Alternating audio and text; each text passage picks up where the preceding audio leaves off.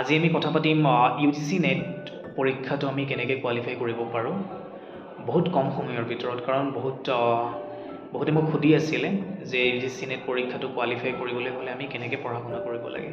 প্ৰথম কথাটো হ'ল যে আমি PYQs লাষ্ট 5ৰ পৰা 10 বছৰৰ কুৱেশ্যনছ পেপাৰবিলাক আমি থৰ এক্সপ্লেনেশ্যনৰ লগতে আমি সলিউশ্যন কৰিব লাগে আৰু সেইখিনি ভালকৈ চাব লাগে।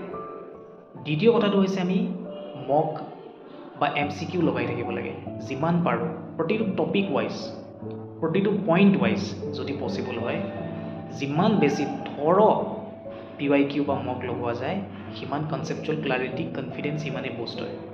আৰু লাষ্টৰ পইণ্টটো হৈছে শ্বৰ্টকাটছ নোটছ উইথ ৰিভিজনছ।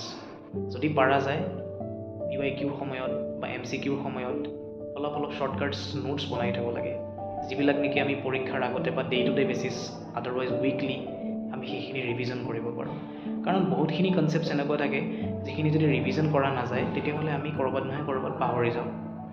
গতিকে এই তিনিটা বিষয় যদি আমি বৰ ভালকৈ চাওঁ, ডেফিনেটলি আমি সেই এক্সামটো অতি কম সময়ৰ ভিতৰতে আমি কোৱালিফাই কৰিব পাৰোঁ।